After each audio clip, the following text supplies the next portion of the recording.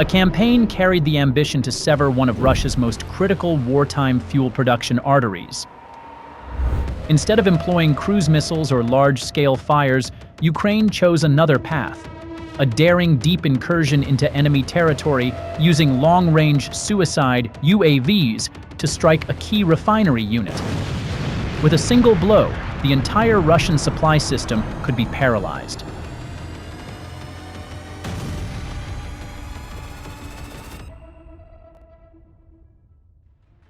At exactly 8 a.m., August 2, 2025, at a concealed site inside Ukrainian territory, the crew of the 14th Deep Tactical UAV Regiment received the long-awaited order, launch. Seconds later, a Lyuty, a long-range strike UAV developed by Ukraine, departed its improvised launcher. Target: the Electrostatic Desalter Unit, Atmospheric Vacuum Distillation Unit 11 complex at the Novokuybishevsk Refinery, the first and most crucial unit in the crude oil distillation and refining chain. Destroying Atmospheric Vacuum Distillation Unit 11 meant cutting the refinery's lifeblood, crippling the entire process, and strangling Russia's wartime fuel supply. The strike followed a Russian artillery barrage in Kyiv that killed at least 3 civilians, making it both an infrastructure blow and a retaliatory act. The operator, codename Falcon, sat inside the cramped cabin of a mobile control station deep in Ukrainian territory. In front of him, a multi-screen console with flight data, digital maps, and a live electro-optical feed from Lyuty's nose camera. Pale green light from the monitors reflected on Falcon's face, his eyes fixed on the central display, Lyuty gliding above low cloud layers. His fingers worked the control stick in sync with the keyboard to fine-tune camera angles and speed, ensuring that at the decisive moment, Lyuty would hit the refinery's weak point with surgical precision. Throughout the approach, Lyuty exploited its design advantages. More than 7 feet in length, yet with radar-scattering contours and a composite absorption skin, it presented an exceptionally small radar cross-section, blending into background clutter. The UAV maintained altitudes of 100 to 165 feet. In open terrain, it dropped to 50 to 65 feet, weaving along river valleys, hugging forest lines, and masking itself among civilian structures.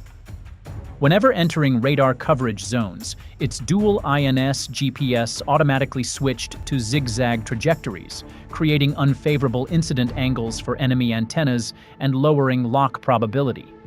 Crossing dense air defense belts, it accelerated to 100 miles per hour, 160 kilometers per hour, minimizing radar return by keeping the fuselage aligned and limiting bank.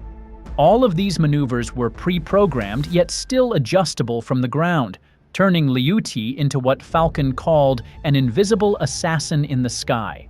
In its nose, a high-yield customized warhead was secured by reinforced framing, engineered to pierce heat-resistant steel structures, then unleash massive pressure and heat.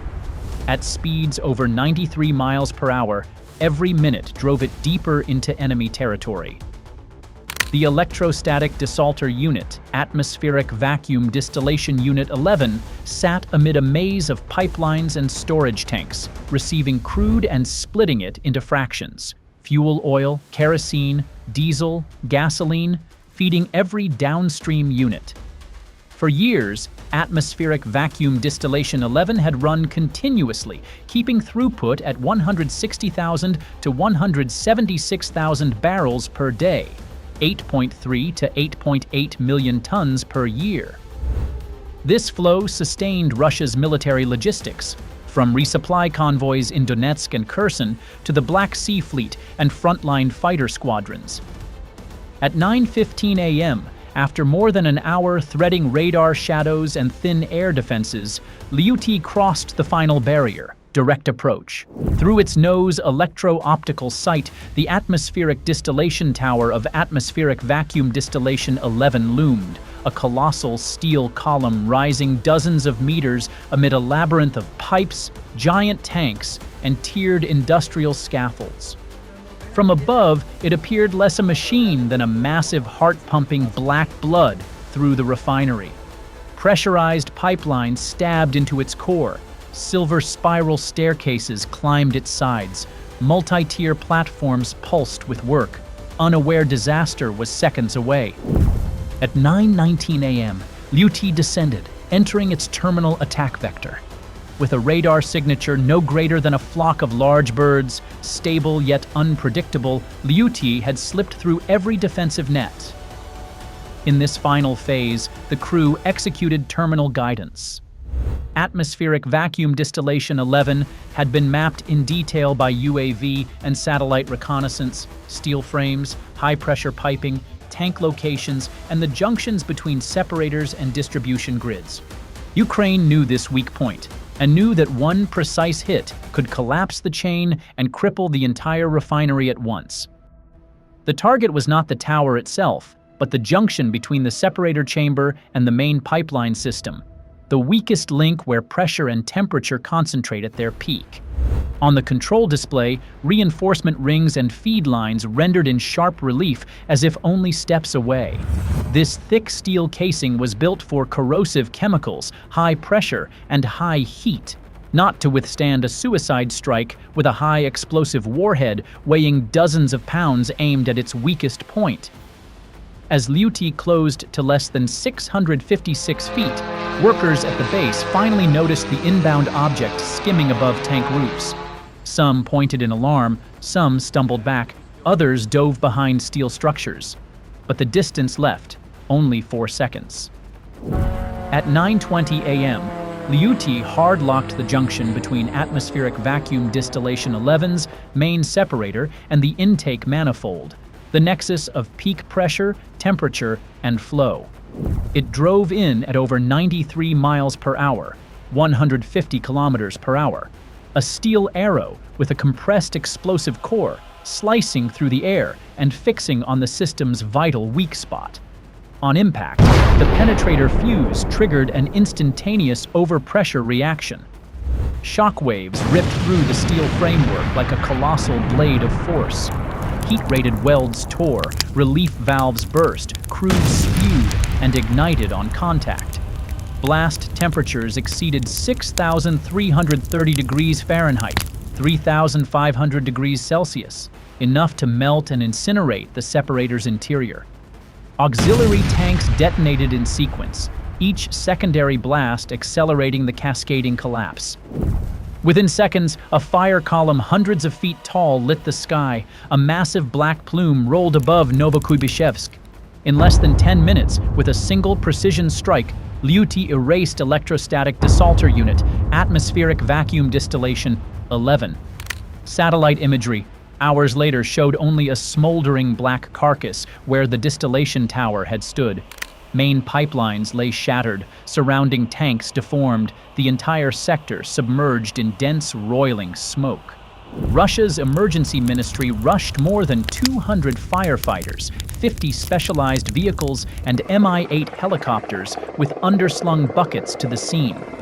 Roads around the refinery were sealed. Ambulances lined the safety perimeter. According to Kommersant, at least 15 engineers and workers were injured, including 3 with severe burns, though official casualty figures remain undisclosed. Rosneft initially cited a technical incident and claimed the fire is under control, but social media imagery showed devastation far beyond the official line. The Russian Defense Ministry then deployed additional short-range air defense units to guard refineries, power plants, and fuel depots across Samara Oblast, while boosting border reconnaissance to spot long-range UAVs earlier. Analysts at the Institute for the Study of War called this one of Ukraine's most successful strikes on Russian oil infrastructure in 2025.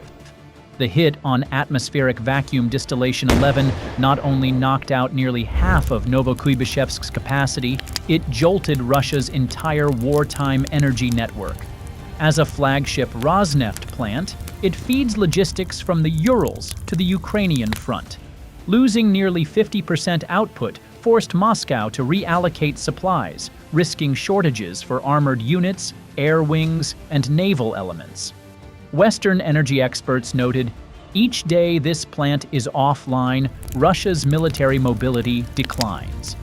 Internationally, The Sun called the blast a slash to Russia's wartime aorta, while Shafak News likened the fireball to a nuclear explosion, images searing global headlines. In Kyiv, defense officials offered no direct confirmation but hinted this was part of a sustained campaign against Russian energy and logistics. European analysts projected at least 1 month to recover partial capacity, and even then, refinery defenses would need a full overhaul. On today's battlefield, long-range, low-cost UAVs like Lyuty prove a decisive truth. No target is invulnerable. Yet, like every asymmetric operation, this strike alone cannot topple the entire system.